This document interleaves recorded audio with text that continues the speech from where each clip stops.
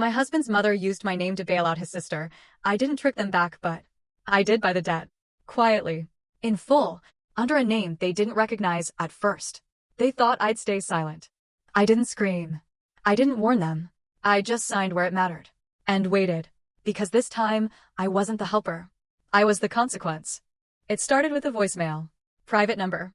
Just a man's voice saying I'd missed a payment on a loan I'd never taken. I laughed, at first. Then he said my name. My full legal name. And the address? It wasn't random. It was Emma's salon. The new one. I froze. Because the numbers were real. And the documents? Signed. By me. Except. I never signed anything. But I knew who did. I wanted to believe it was a mistake. A mix-up. A glitch. But it wasn't. It was her. It was them. And they did it because they thought I'd never fight back. They were wrong. I used to tell myself they didn't mean harm. That some families were just different. Susan, my mother-in-law, had this way of speaking that felt like a compliment and a command all at once. "You're so reliable, Evelyn. Such a good head for numbers," she'd say, while handing me a bill someone else forgot to pay. "It's no trouble for you, right? You're just good at handling things." At first, I didn't mind. I liked helping. I grew up with structure, with spreadsheets and saved receipts. Daniel, my husband, didn't. He grew up with chaos dressed up as tradition, Sunday dinners, emergency loans, whispered side deals between relatives. Helping out felt like smoothing the wrinkles in his world. I thought that made me part of the family. But over time, I noticed a pattern. When Emma, Daniel's younger sister, wanted to start her own salon, everyone clapped. They passed around wine and Pinterest boards, calling it a family dream. No one asked how it would be funded. Except me. And when I did, Susan laughed. "You're always thinking ahead," she said. "That's why we need you." I smiled, but something in me tightened. Emma never worked a full-time job for more than 6 months. She wanted independence, but not the kind with paperwork or budgeting. Every idea she had came with a soft landing, courtesy of her mother. One night, over dinner, Susan floated the idea of expanding the family's financial vision. She poured wine and said it casually. "If Emma could just get a little boost to secure the lease, well, Evelyn, with your name on the application, it would go through so smoothly." I blinked. "My name?" Daniel cleared his throat. "She just means cosign. It's not like you'd be paying anything." Susan nodded quickly. "Exactly. Just paperwork. You wouldn't even need to come in. We'd handle the details." I said no. Firm, polite, clear. Susan pouted like I'd spilled something. Emma left the table early. Daniel went quiet, later telling me, "You know how they are. It's easier not to push." I wanted to believe that was true. But over the next few weeks, they stopped bringing it up. Instead, they acted like it had never happened. Emma posted salon updates online, paint samples, logo mock-ups, custom tile floors. Susan bragged to neighbors about Emma's boutique finally taking off. I asked Daniel if someone else had stepped in. He shrugged. Maybe her boyfriend. I don't know. I let it go. Not because I trusted them, but because I thought naively that they'd moved on. That they'd found another way. Then came the Thanksgiving dinner. Susan made pecan pie from scratch, and Emma showed up in heels and confidence. She toasted to new chapters and female-owned businesses. And I felt something strange when Daniel clapped a little too proudly. After dessert, I helped wash dishes. I opened a drawer to look for a drying towel and saw a copy of my tax documents, filed neatly, with my signature sheet. I stared at it. "Did you bring these?" I asked Susan. She glanced over, smiled too quickly. "Oh, those? You left them here in March." I figured I'd hold on to them. You never know what you'll need. I told myself it was nothing. That it was just her being controlling. That she liked keeping things she shouldn't. But that night, I couldn't sleep. Because I remembered exactly where I'd left those papers. My tote bag. In the kitchen. While setting the table for her husband's birthday. I remembered thinking, I should move this, and then forgetting. Now I was remembering too much. Like the time Emma needed help with a background check and used my address, just temporarily. Or when Susan forwarded me an email from her credit union, by mistake, with Emma's loan application attached. Little things. Little cracks. I didn't say anything, not then. Because some betrayals don't start loud. They start slow. With trust. With family. And a pen you didn't realize was missing. They stopped asking. That should have been a good thing. But in this family, silence never meant surrender. It meant they'd found another route. Emma's salon didn't open with a ribbon-cutting ceremony. It opened with a champagne post on Instagram. She stood in front of a frosted glass door with gold lettering and wrote, "Manifestation meets hustle." The caption had 10 hashtags and 0 mention of a loan. Susan commented, "So proud, baby girl." Daniel showed me the photo like it was a puppy. "They really pulled it off," he said, impressed. I asked, "Who's the co-signer?" He shrugged. "I think Emma's boyfriend helped out." I let that answer hang. It didn't feel right. Susan started referring to the salon as our little family legacy. She'd drop comments like, "You'll be glad one day, Evelyn, when all this is yours too." I wasn't flattered. I was confused. Nothing was in my name, at least, not that I knew of. Emma began sending group texts about shared expenses, asking if we could cover small things for the salon. Just this once, since we're all invested. I didn't reply. Daniel covered them quietly, never with money he earned, always with joint funds. Then came the odd mail. A letter from a business credit bureau addressed to me. I opened it. It listed a commercial account, opened recently, with my name as the guarantor. The address? Emma's salon. My heart dropped. I took the letter to Daniel. He read it like it was a stranger's mail. "That's weird," he said. "Probably a mistake." I stared at him. "Daniel, this says I'm liable. This isn't junk mail." He nodded slowly, but didn't say anything else. Not "I'll fix it." Not "let's talk to them." Just silence. A week later, we had dinner at Susan's. She made rosemary chicken, her peace offering dish. Emma was radiant, in full makeup and new nails, talking about hiring a second stylist. I said nothing. I watched. After dessert, Susan brought out a folder. "Just some updates," she said, placing it in front of me. Printed inside, expense reports, upcoming projections, and tucked in the back, a copy of a loan. A real one. With my name. My birthday. My signature. I held it up. Susan looked surprised, like she'd forgotten it was in there. "Oh, that. Just paperwork. You left those forms here ages ago." Daniel looked down at his plate. Emma smirked. "We figured you'd be okay with it. You always come through." I pushed the folder back across the table. "I never signed this," I said. "Evelyn," Susan said sweetly, "don't be dramatic. You always help the family." That's when I knew. They didn't think it was wrong. They thought it was expected. Because I'd made myself reliable, useful, easy. And now, they'd made me responsible. It wasn't just betrayal. It was a transaction I never agreed to, paid for in silence. I didn't argue. I didn't storm out. I just stared at the signature and memorized every detail. The next morning, I drove myself to the lender's office. No warning, no appointment, just a calm blouse, work heels, and a folder of quiet rage. The receptionist greeted me like I was opening a savings account. I told her my name. She smiled and tapped at her keyboard. "Oh yes, you're listed as co-borrower for the Elmhurst unit." Elmhurst. Emma's salon. I asked to see the documents. She hesitated until I pointed to my name. "I'm on the loan, right? I'd like to see what I apparently signed." She led me to a small room and pulled up the file. Scanned pages filled the screen. One had my signature at the bottom. Precise. Familiar. Almost perfect. But not mine. The tail on the Y curved wrong. And the middle initial? I never abbreviated on legal forms. Ever. "Can I get a printout?" I asked. She nodded and left the room. While I waited, I took out my phone and snapped quiet photos of the monitor. Page by page. Stamp by stamp. When she returned, I asked about the notary. She pointed to a name, Reginald Sharp. I didn't know him. Didn't sign anything in front of him. Didn't even live in the same zip code when the loan was supposedly signed. I left with a folder in my hand and a heat under my skin I couldn't name yet.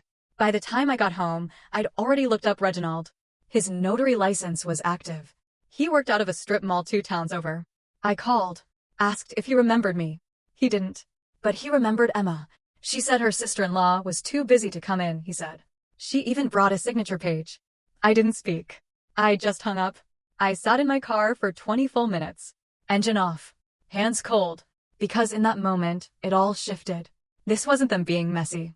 This wasn't carelessness. This was strategy. They hadn't counted on me discovering it. They'd counted on me doing nothing once I did. I didn't scream. I didn't confront them. Not yet. Instead, I called someone who owed me a favor, Henry Callahan, a property lawyer in his 60s with a tie that hadn't been trendy since the Clinton administration. He was quiet, methodical, and had no interest in small talk. When I showed him the documents, he hummed once. "You're not the first," he said. "But you might be the smartest one I've seen walk in before the building catches fire." He leaned back, laced his fingers. "Tell me, Mrs. Tran, Do you want revenge? Or do you want control? I didn't hesitate. Control. He smiled. Then we build a plan. Quiet. Clean. No noise. No war. Just paperwork. We started that afternoon. Henry filed for a full title trace. We discovered the loan hadn't been sold off yet. It was still held directly by the local credit union. That gave us leverage. With Henry's help, I opened a holding company, Granite Elm, LLC. Neutral. Forgettable. Cold. We submitted a silent cash offer to absorb the remaining balance on the loan in full. No headlines. No lawyers. No family names. Just an LLC picking up distressed commercial debt. 2 weeks later, it was done. The debt was mine, but the salon? Still Emma's on paper. What she didn't know was that her loan had been reassigned, and that her new creditor was me. Henry advised patience. We don't strike. We wait. Let the weight of their choices hit naturally. And it did. Emma missed her next payment. Then another. By the time the third was late, I issued the notice of default through Granite Elm, LLC. The same week, Susan sent a group photo from a wine brunch. Cheese board. Sparkling rose. Caption: Girls who run the world. I stared at it, then replied with a single emoji, and archived the thread. Then came the calls. Emma left me a voicemail, clipped, casual. Hey, something's weird with the loan. Can you check? I didn't respond. Then Daniel forwarded an email from Susan, pretending to be confused. Hi Evelyn, if you know anything about the lender change, we'd appreciate some clarification. I sent it to Henry, then made tea. Chamomile. The silence that followed was satisfying. A week later, Emma tried to refinance. Didn't work. The lien was flagged. She couldn't sell. Couldn't move. Couldn't fake her way out. Susan called me. Voice tight. Sweetened with desperation. We just need a little time. I let the silence hang. Then said, did you need time before you used my name? Or after? She stammered. Tried to cry. Said it wasn't personal. Said I was still family. No, I said gently. I'm your creditor. Then I ended the call. 2 days later, I got an email invite. Family dinner. To talk things out. I replied, sure, I'll bring dessert. But what I brought was ownership. And a notary. Waiting in a car outside. The dining room was set like it was Thanksgiving. Candles. Folded napkins. The good china. Susan pulled out the rosemary chicken again. A peace offering disguised as dinner. Daniel barely looked at me. Emma was too dressed up for a family meal. Her smile was tight. Her phone stayed face down, screen flickering. We ate in silence. Not the warm kind. The loaded kind. Forks scraped. Glasses clinked. Everyone waited for me to speak. I didn't. Not until dessert plates were cleared. Then I reached into my bag and placed a manila envelope on the table, quietly, precisely, between the salt and pepper shakers. What's this? Susan asked, voice light. Too light. Updated documents, I said. For the salon.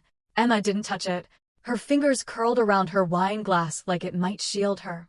Daniel reached for the papers. Read one page. Blinked. Susan leaned in. What is this, Evelyn? I looked her in the eyes. I bought the loan. Through Granite Elm, LLC. The debt is mine now. And the lien. Which means. I paused. You have 30 days to pay in full. Or vacate. Emma laughed. A brittle, high-pitched sound. You wouldn't. You can't. I stared at her. I already did. She stood so fast her chair skidded back. This is betrayal. I didn't blink. No. This is what you signed up for. I just signed it better. Daniel opened his mouth. Closed it again. Susan whispered, you're being cruel.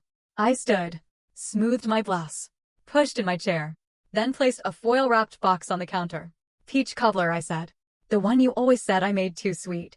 I turned toward the door. Emma hissed. You always thought you were better than us. I stopped. Looked back. No, I said. I thought I was useful to you. And I was. The notary knocked once on the door. I opened it. Nodded. He stepped inside. Briefcase in hand. No one said a word. No one signed anything that night. The notary waited for 10 minutes, then packed up without a word. I thanked him. Drove home. Didn't cry. Didn't scream into a pillow. Just brushed my teeth.